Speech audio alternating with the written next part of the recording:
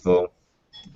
So yeah, okay, okay, great. So, who wants to start with something today?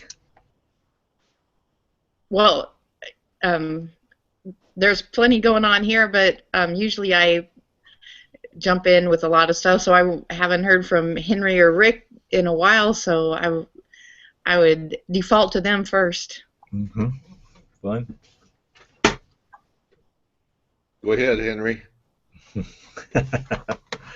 Oh, I'm not sure Henry's actually there. Yeah, I'm not Yeah, either. I think yeah, I'm not sure if I'm here either. I'm trying to wake up.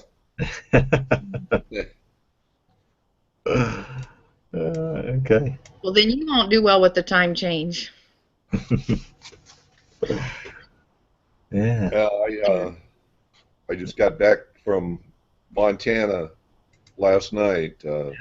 Was over there doing some work, and so I'm kind of dealing with a time change too. Okay. Yeah, I mean, at least in here, a whole country's in the same time zone.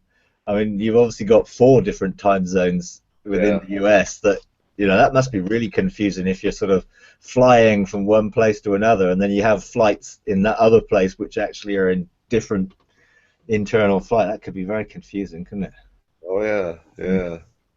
Oh, But, I went to Montana with a friend of mine, and he's a worshiper and a guitar player.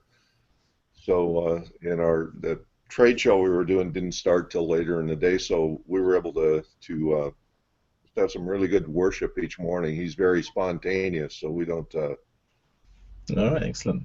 do anything. It's a real prophetic kind of experience, and I felt before we went over there that we were to leave a deposit in that area. We were in Helena, which is the capital of the state. Yeah.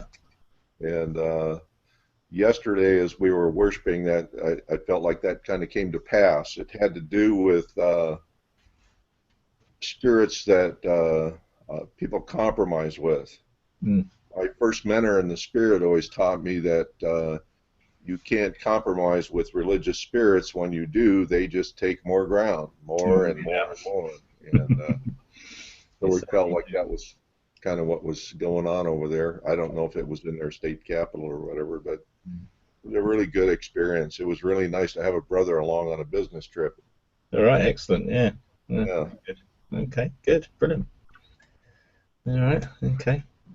Well, I've had some incredible moves. It just, from glory to glory, and of course, Michael Danforth is stirring up the pot, and so last Sunday he was talking just about the realms and the gates and government and the gates to certain realms and shutting old gates that you've opened to some bad stuff and closing that out, and so between where we meet and the freeway is only about 4 blocks, and by the time I hit the freeway entrance to get on the freeway, oh my gosh, God was throwing and weeding and doing stuff. It's like, it's only 4 blocks. And so I live a half hour away, so within that half hour, that drive home was like, oh my gosh. And then it didn't stop from there, because then it triggered a dream, and the first part of the dream was that a lady had come and she stole my fence. She was breaking into my house and she stole my fence, and I was like, what? I was almost in awe, because I was like, she's very industrious. My gosh, that's a hard thing to do, to steal my fence. And she got away, and I had gone, in my dream, gone back to bed, and then I was awoken by these strobe light flashes in my eyes, and so I'm still dreaming, and I wake up, and I search out my house for this light source, and it's nighttime, but yet there's this light on in my living room that is so bright that you can see the hanging particulates in the air, and then it kind of just fades, and I realize that there's someone in my kitchen, and I look, and there's a lady with gray hair and just that real that soft powder skin, and blue eyes, and I looked at her, and I realized that I just had a knowing that I was thinking, are you from the cloud of witnesses? Are you somebody I know? Who are you? And then I realized that at first it was an angel, but then after the dream, I realized that it was wisdom. Like, I had an encounter with wisdom, and I didn't want to lose her. And she's like, I have to get something to show you. And I was like, I'm following her. I'm not going to lose her. I just, like, stay close. Don't let her go. And she grabbed a newspaper, and in it she wanted to show me some scripture to read, but it wasn't in the newspaper. And I said, well, I'll go get my Bible. I'm pretty sure it's in there. And she goes, oh, just forget it. Just read Jeremiah. And I'm going, wow, that's a strange book to read, because I know it's a tough book. And then I turned and I looked, and now my angels have come and reassembled my fence. They put it all back together, a brand new fence, new wood, and it was beautiful, a new beautiful fence. And then I turned, and she was gone. I was like, dang it! I knew that if I lost sight of her, she'd go away. But so all that is telling me just so much of the change. Really, everything is changing just constantly. Your spirit is opening up to those realms, and then the second thing is I have company from Hawaii, Bill and Chris, and Bill is 90 and Chris is 87, and they're creeping on you. I have them on both sides of me here.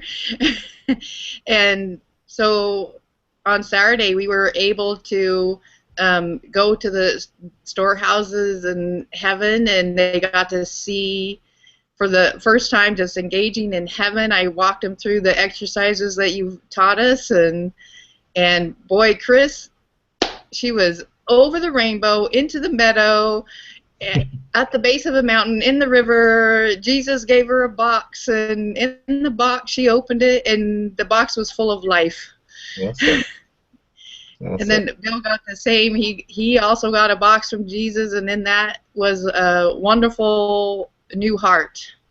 And so it goes to show you, it doesn't matter, what your date of age is, that to be able to engage in heaven. And they had a wonderful time, to say the least. It's a good thing to go to heaven. Yeah, it's awesome. Yeah. And at the end of the day, it's like, in terms of age, we have a problem with age, really. I think, and I believe that those people who are responding mostly to the call that God is releasing out of heaven are mostly people who are older, who are still able to, who are not caught up so much with all the things of life and the need to, get a new house and a new car and a new job and all those things, which, yes, we need in a sense, but I think they can stop people having the time to pursue developing the level of intimacy that's needed for what God is wanting us to do. And so most people who respond are of a particular age, and that's then, what would you expect in terms of Joshua and Caleb were no spring chickens, were they? So, they'd already gone through the wilderness, realized that it wasn't for them, and they definitely wanted their inheritance, and they had that different spirit about them, which, enabled them to bring a whole nother generation in. And I think, Amen. And even in that generation that's coming, it isn't about young people. It's about all people who are going to come in, and that can be people. People can be 100 to 3. It's like they can come in and will be part of that next generation. And I think so much of the last generation, the last 40 years, has been trying to attract the youth and look at young people, and virtually, so much energy has been put into that, because I think people thought that was the generation that we needed to catch, and it isn't. It's all those that are going to come into the kingdom, and so much resource, and people have not prepared. And that's part of the problem. This harvest is coming in and people haven't prepared. What should have been being prepared in the last 40 years is, let's get all the mentors ready for those who are coming, rather than let's look to attract a whole load of young people before they leave the church. And actually, majority of what we've done is create programs to almost pander to a generation rather than equipping and challenging. So if we'd approached it as in, we need to get our inheritance because that's what we're going to give to those who are coming, it would have been so different than where we are right now, with the call going out to, look, we need these mentors, we need Joshua's and Caleb's, we need it, because the generation that's coming are going to need the supernatural equipping and mentoring that's going to help them into the fullness of their inheritance. So I think that generation is now ended, and we've got to be those who are going to come out of the wilderness like Joshua and Caleb, and let's say we're having our inheritance. It belongs to us, we're taking it. And I think the characteristics. I was talking to Bill, and he really resonated with the idea of just hanging out with Enoch. Just, see ya. I'm gonna go hang out, and it's really neat. Exactly what you're saying is that it's all about the relationship with God. It has nothing to do with that you've missed a time frame or space. It's the breaking that covenant with time, space, death, all of that. It's being free to live heaven on earth. Absolutely, yeah. And the call is going out. I'm getting more and more people contact me just saying something's drawing, and this sound that's coming out of heaven, this frequency, vibration, light, whichever way you want to put at it, it is touching people. And then people have choices to make. Are they going to embrace this, become the royal priesthood, engage in a new order? For that, you have to let go of all the religious systems. It's those religious spirits that keep us earthbound and keep us trapped into the old, and will stop us embracing the fullness of the new order that God is raising up. And it does sound like, somewhat arrogant. Well, this is a new order, and well, you're saying, and we must be careful that we do not make a judgment, on the old. It's like we have to do what God's calling us to do, and we have to issue that sound and encourage others to follow. If those who don't follow, that's their choice, and that decision will bless them, and honor them, because a lot of them have got us where we are. Yeah, it doesn't feel like that. It definitely feels like a door has opened, and we're like, hey, look, this door opened, and it feels more positive than to see that people, they just don't have the vision yet, but the more I talk, the more they see. Well, that's it. It's presenting it as an opportunity to enter into something new rather than a criticism of the old. Yeah. We don't need to criticize the old. The old is what it is. It's got us where we are. I mean, they wouldn't have come to the promised land if Moses hadn't led them around the wilderness for 40 years. They wouldn't have crossed over if they hadn't been brought to that point. But Moses died before they crossed, and he passed on the mantle to Joshua. And that's really what we want. We want people to actually become Joshua from Moses. You know, people can become the Joshua generation from that Moses generation. They don't have to die, other than to die to the old ways of doing it. You know, it doesn't have to be physical death. It's just a choice to let go of the old, you know, and to embrace the new, and to be willing to cross over into it. And you want as many people from that generation to engage that and to cross over, you know. And we wouldn't have got here without the cost that the previous generation had paid for us to come. And you know, we've been part of that generation in a sense. You know, we've been wandering around the wilderness. It's just someone had to go and spy out the land, and those who were willing and those who had that different spirit, that pioneering spirit about them, have been willing to pursue what this is, you know. And now we're saying to others, come on, this belongs to us. This is a totally different environment.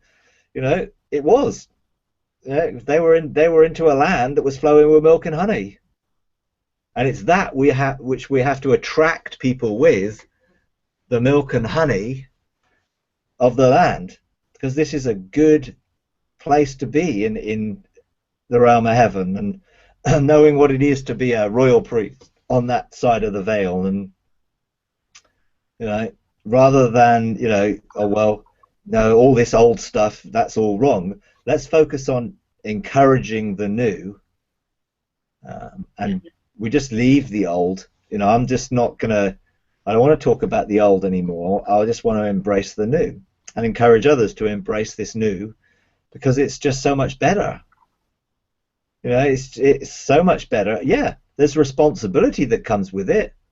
They didn't have manna turn up on their doorstep every day. They didn't have quails flying in and feeding them every day. They had to go and take the produce of the land and then plant it. But then that's what it is to be responsible for something, rather than being a child just being fed. You know, now we have to become mature and we have to operate in a different way. And we're not reliant on Moses. You know, they weren't reliant on Joshua in one sense. They all responded. You know, the miracles were outworked as they all were obedient and they all followed. You know, Joshua didn't wave a staff and divide the Jordan.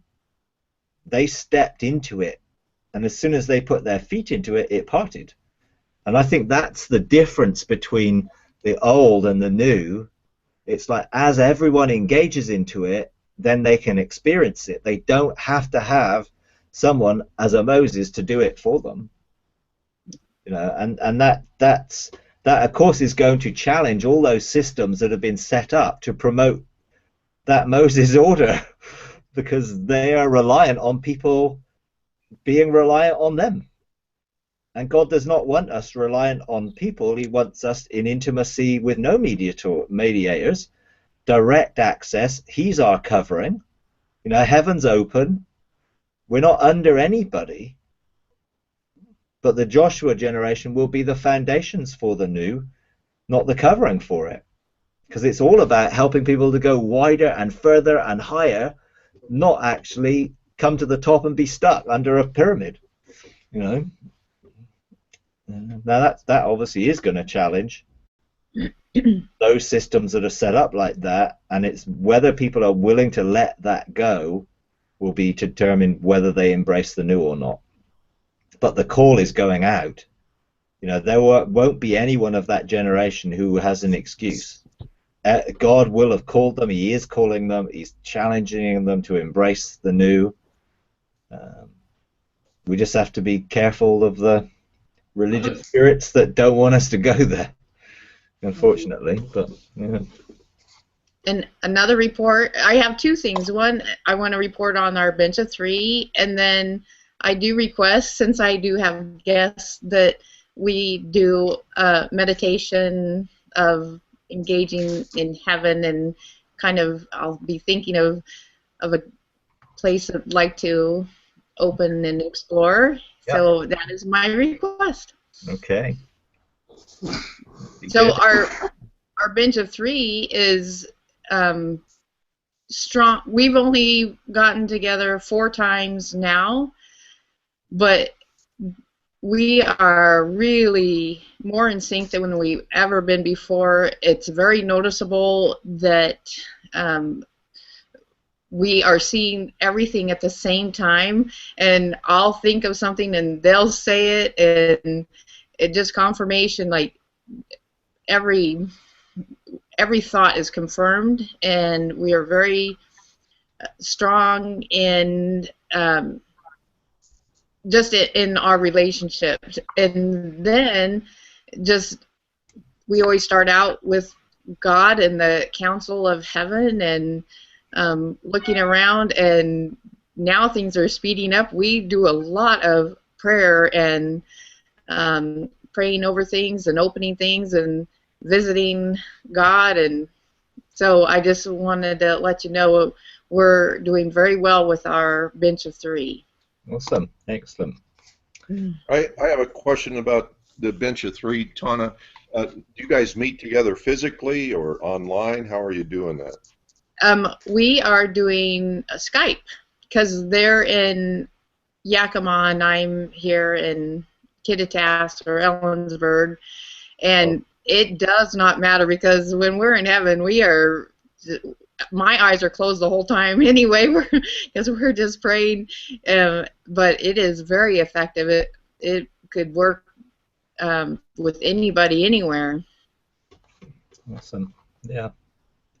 Good. Excellent. Yeah. Okay. All right. Well, we can definitely do an activation. I mean, wonder if there are any other questions or anything before that. We've got a bit of time left, so plenty of time. I just want to make a comment. I was listening to one of you're doing some YouTube things on trying to think of the name of them. They're kind of categorized experiences or subjects that you talk about, and you were talking about how people perceive so differently and experience heaven in so many different ways, and it's really helpful to me because I don't have I guess I don't feel like I have as many visual experiences as other people, but I'm just realizing that I have just a lot of hearing experiences, and when I see something, it's really not so much that I see it, that I'm aware of the presence of an angel or whatever, and I just appreciate having access to all that stuff. Sure. Through what you've put on there. Yeah, I mean that's really the basis of what I'm trying to teach people, is that you have to find how you're wired, and we can practice to develop our senses so that they become more attuned. But the main thing at the end of the day in any encounter that we have is that we have the perception, we have perceived or discerned, understood what it is that God has been saying, showing us, speaking to us, revealing us, because that's the key, because you can have a full-blown amazing vision but not know what it means. Yeah. And the reality is, we need to understand so that we can then obey, and it takes being able to tune in to which sense works for us. Yeah, we can look to develop the others, and I have plenty of exercises in our teaching series that help people develop different ways, but there genuinely will be a stronger way that works for us, and it doesn't make it any less valid or real, and I think that's the key in all of it. And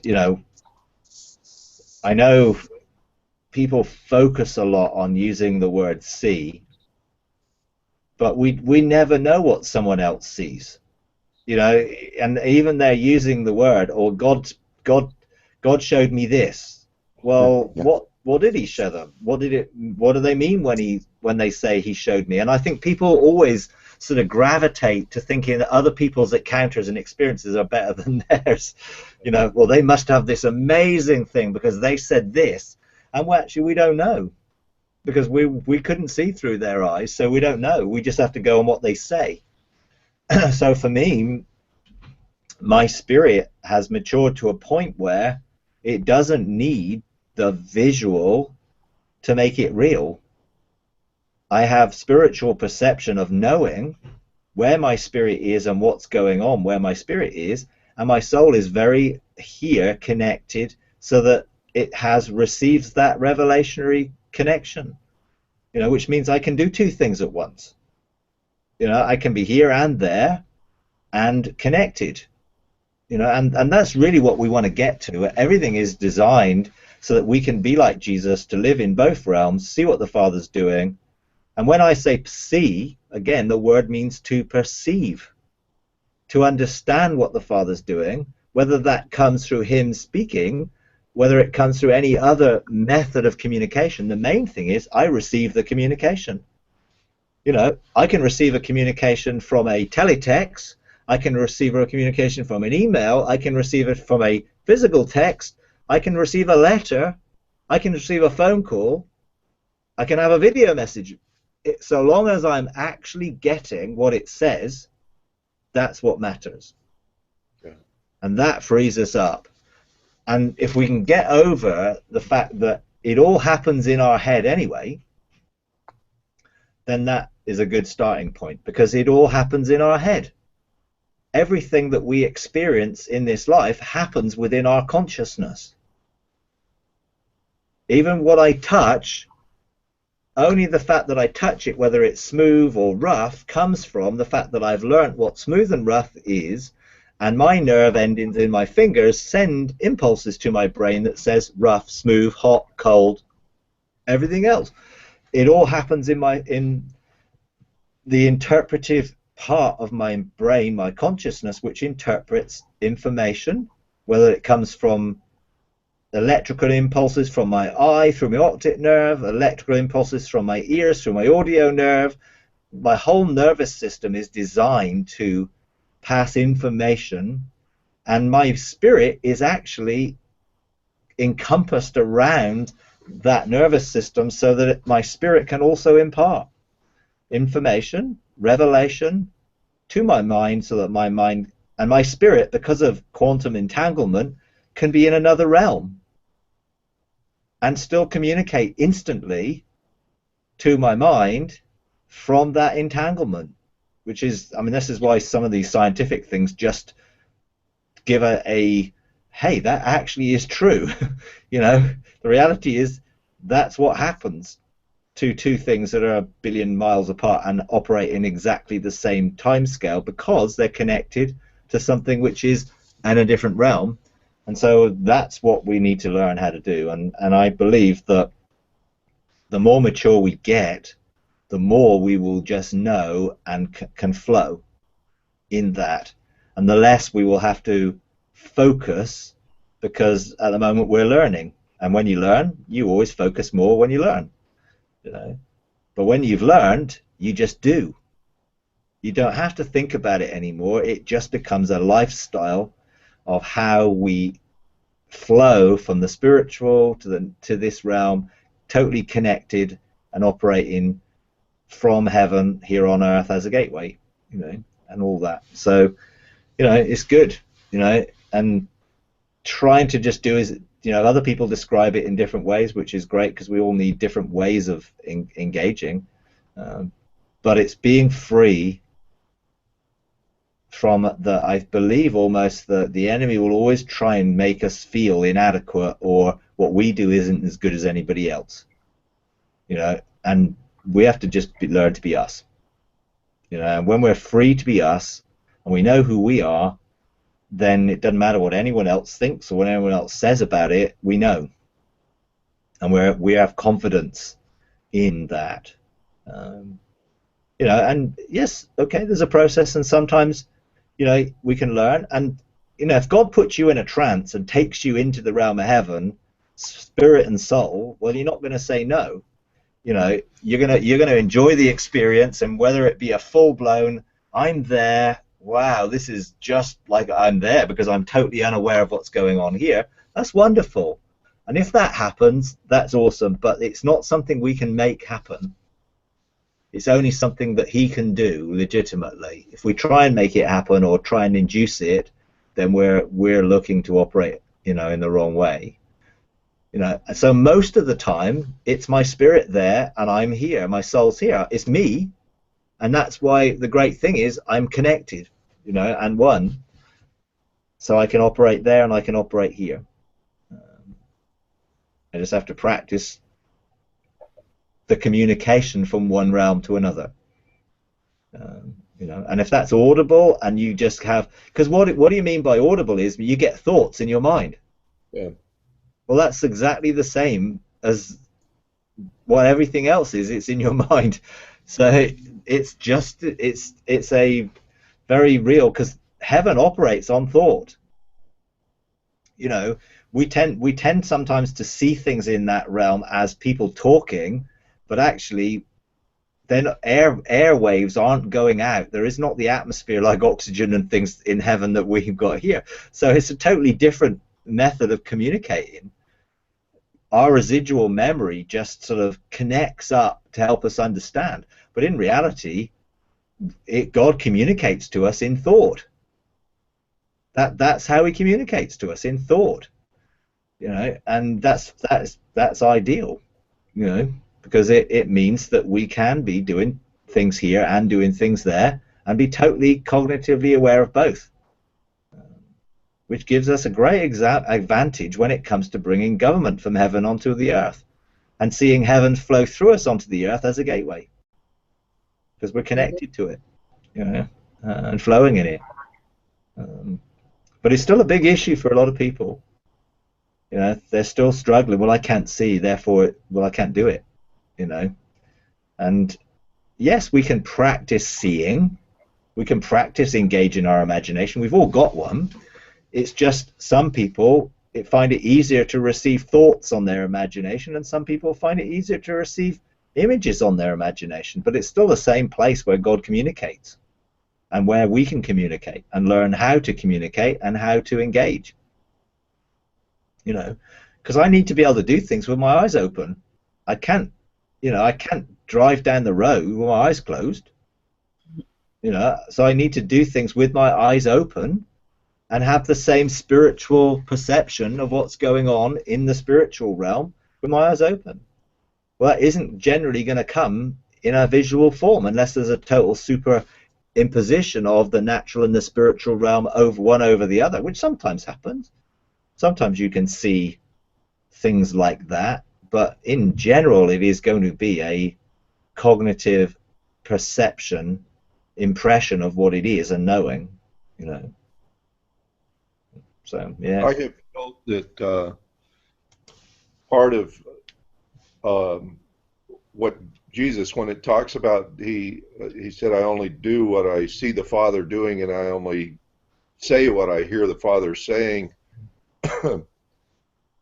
came out of it's like the more I experience the Lord in the heavenly realm, the more I become like him, just by contact, almost like osmosis. Yeah. And so really what's happening is it's not that he is saying something audibly to me when I respond in a ministry type of sense, so much as I just know this is what he's like because I've spent time with him, so I know it's the right thing to do. Absolutely. And it bears fruit.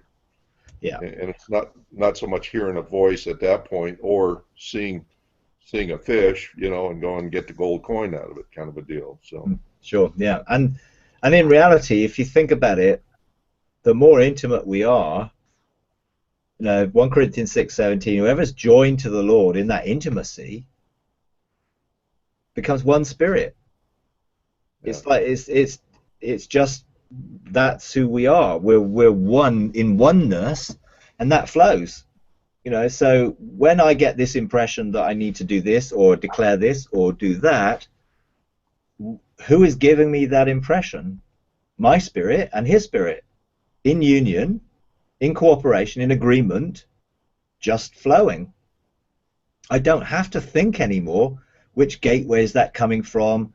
You know, I don't need that, because I've spent so much time in the presence of God in relationship that I know, you know, and when the Father moves me, I know it's different from when the Spirit moves me and when Jesus moves me. I just know, because I just know because I know them, you know, and that only comes through spending the time. You know, that's how it comes: building the relationship, spending the time, developing that sense of intimacy. Then everything can flow out of that, you know. And of course, they are very much one, but preferring one another. You know, the Holy Father sends the Spirit points to Jesus, Jesus points to the Father sends the Spirit. There's just this complete oneness of relationship, which is what we need to have in our own life, body, soul, and spirit being one with His Spirit, whether it be the Father, Son, or Spirit who's communicating to us. We just need to be cognitively aware and sensitive to it, and our spirit, through training, can become more sensitive to discern. You know, that's what it says in Hebrews. You know, that's the key to it. We become mature through practice, training our senses through practice. We practice, we do it, we spend time, we listen, and it grows and develops from there. So it's pretty amazing stuff. Anyway, so have you got anywhere where you want to go? Yes, I was just thinking about the courtrooms of heaven, because my friends have several transactions that need to occur in their favor, such as purchasing a car and selling their house, and there's just some administrative things, and I'd like to introduce them to the courtrooms of heaven and the things that can transpire in the courtroom with God. How's that sound? Okay. What sort of courtroom? I mean, courtrooms, there's a lot of courtrooms. I mean, this one would be the transaction of property. We need to acquire property, such as a vehicle, and we need to sell some property, such as land. And so it's the exchange of property is the courtroom we need to go to. Okay, so you need to the strategy, really. Okay. Okay. All right. Okay.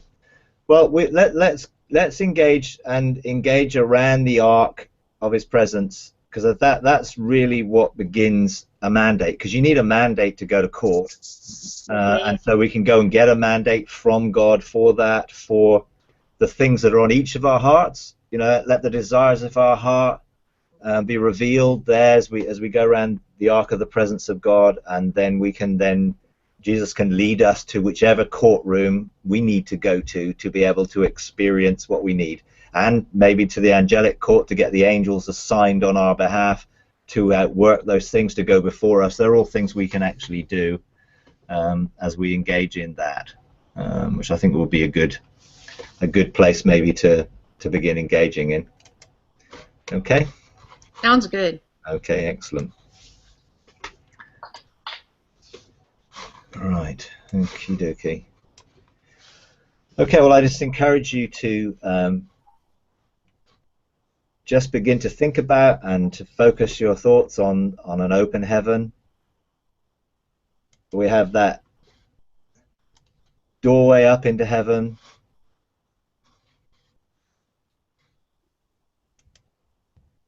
And Father, we thank you for the open heaven that's over us right now. We begin just to think about that stairway that goes up into heaven. We take that step of faith through the open door. And thank you, Jesus, that you are standing in the doorway waiting to welcome us as you've invited us to come up here and to embrace you. And we just embrace your presence.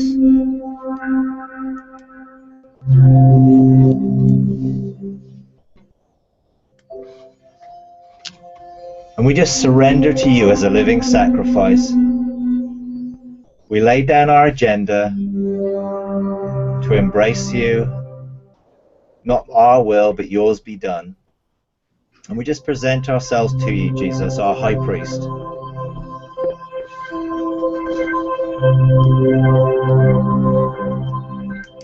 We just enjoy the embrace of love and joy and peace that we experience with you right now. And we just ask you, just take us through the veil of the kingdom as we step through into the very holy of holies. And we come before the ark of your presence.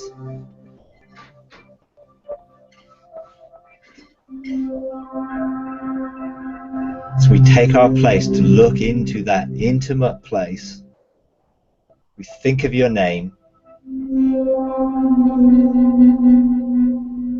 The Yod, Hey, Vav, Hey, the lion, the ox, the eagle, the man. That representation of who you are in government. So we stand, we choose to resonate with the frequency of your will and your purpose around us right now.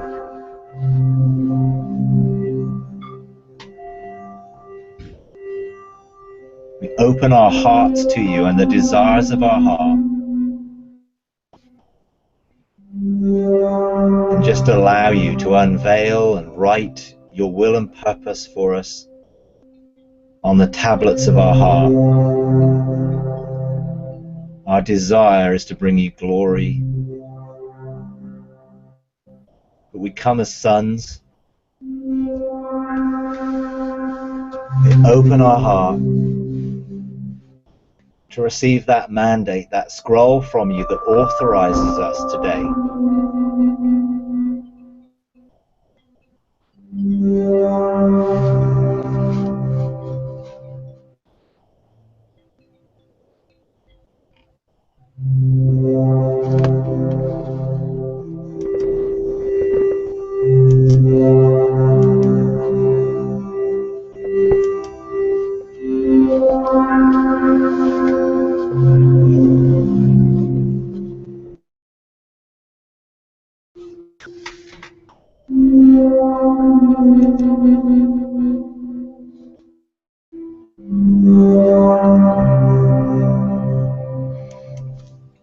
So just release to us our mandate, what we're authorized to do in the courts of heaven today.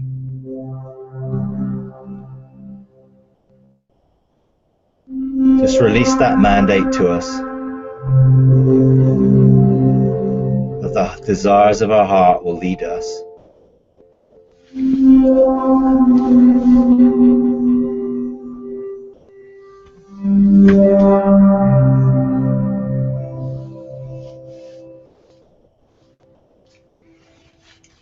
We choose just to step into you.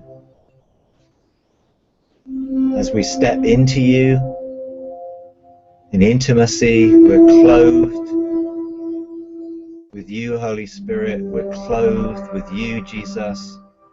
We're clothed with you, Father. We're clothed in righteousness, peace, and joy. We're clothed in the way, the truth, and the life. We're clothed in judgment, justice, and holiness. In you, that we would begin to see out of you with the perspective of the lion, the kingly government of God, or see from the perspective of the ox, the prophetic word of God, or from the eagle, the apostolic blueprints of God, or the man, that priesthood, engaging in what was, to bring that into what is, to bring the declaration of what will be. So we receive your courts. And Jesus, I ask that you would take each person now to engage the courtroom of heaven that they need to engage to outwork the mandate that you've given them today. That you would now just take us through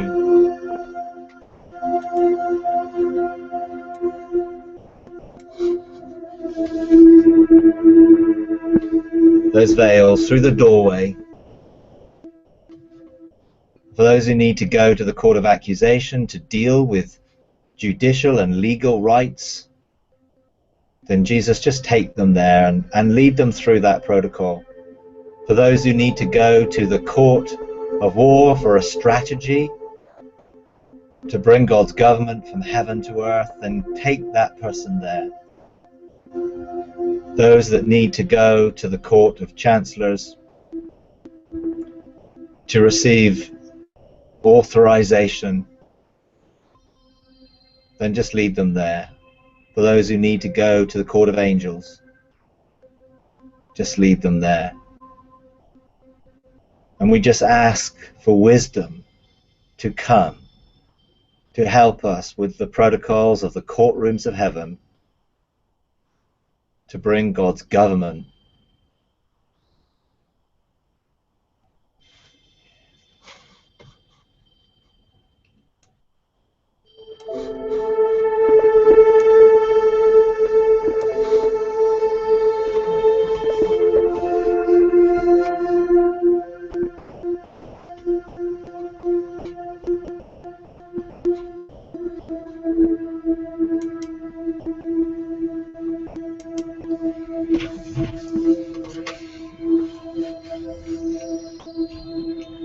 So we just take our scroll and our mandate and present it before the court.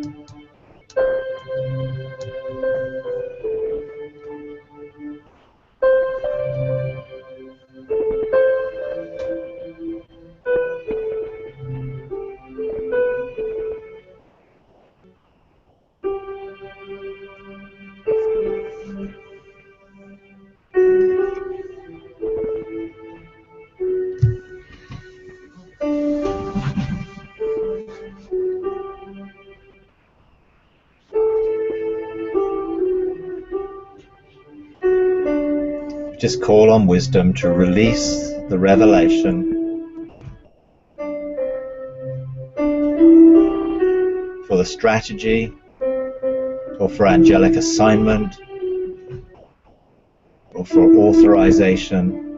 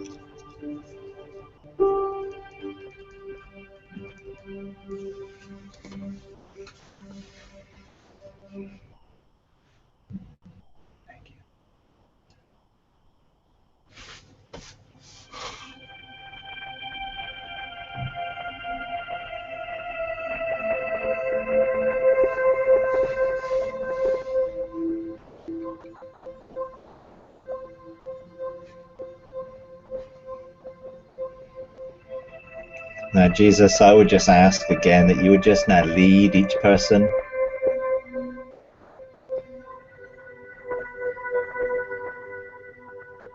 to the place of fulfillment. You would take each person to the angelic court to receive angelic assignments according to the scroll and the mandate that they have. That angels will be assigned to go before to prepare the way for transactions to take place, for exchanges to take place, for blockages to be removed.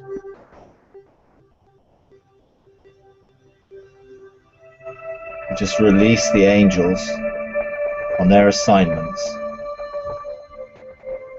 that they would administer and minister to us, the heirs of salvation, according to the will and purpose that you've revealed.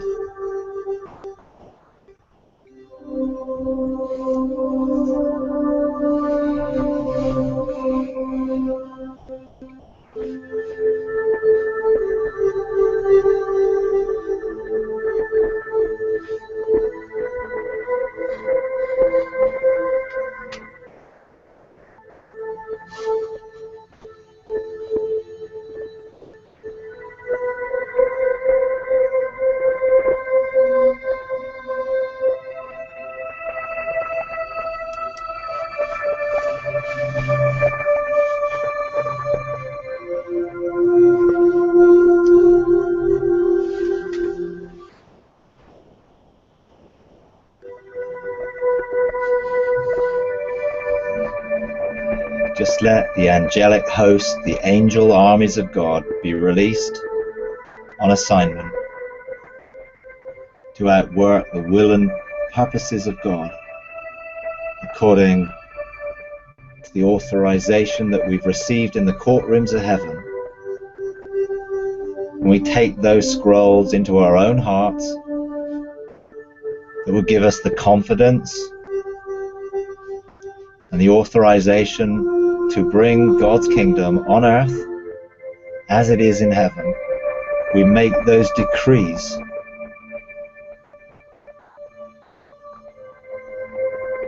that release the prophetic word of heaven.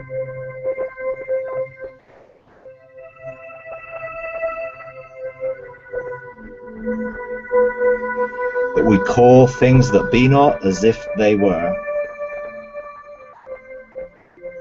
That we release your kingdom come on earth as it is according to the declarations and the authorizations which we make now from the realms of heaven in our position as sons, joint heirs with Christ in the kingdom. We release heavenly government. We speak to every mountain and every obstacle and command it to be moved.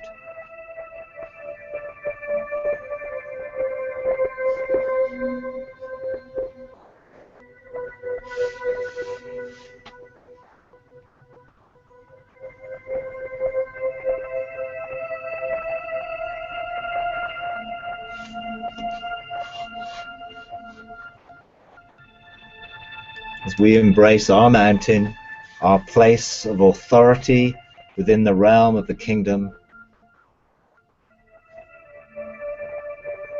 that Jesus, you would just authorize the crown and the mantle and the scepter to, with authority, release that which we've received today.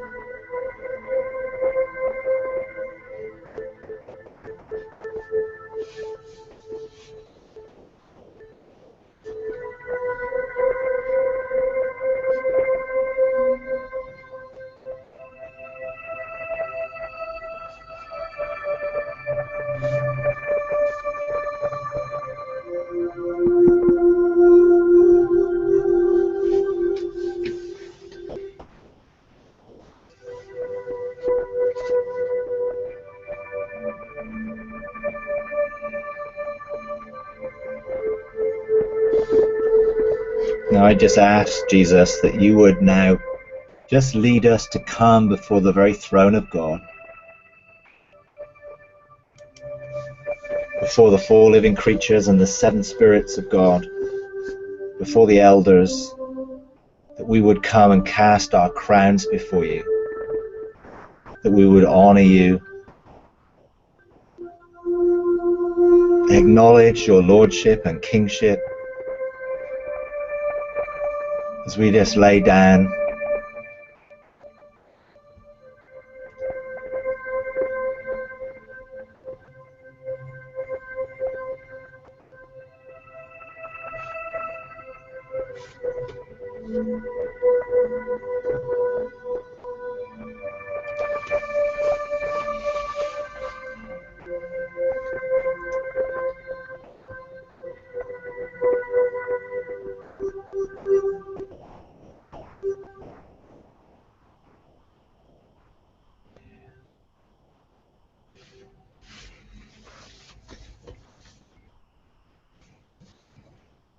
and we just prepare our hearts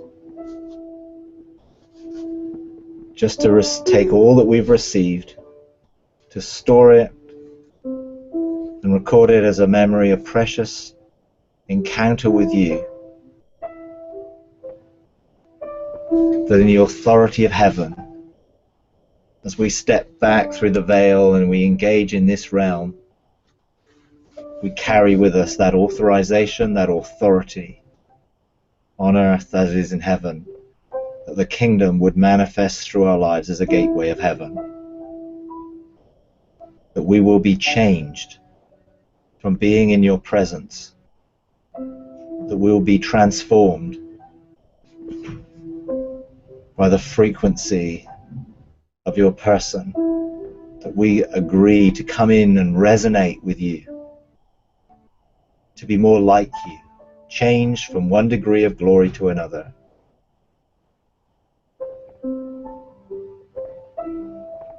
Thank you, Lord. Thank you.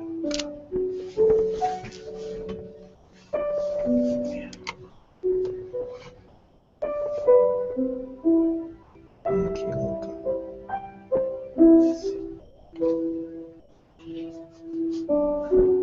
I'm just going to leave you there. If you want to continue just in that place of intimacy with him, just continue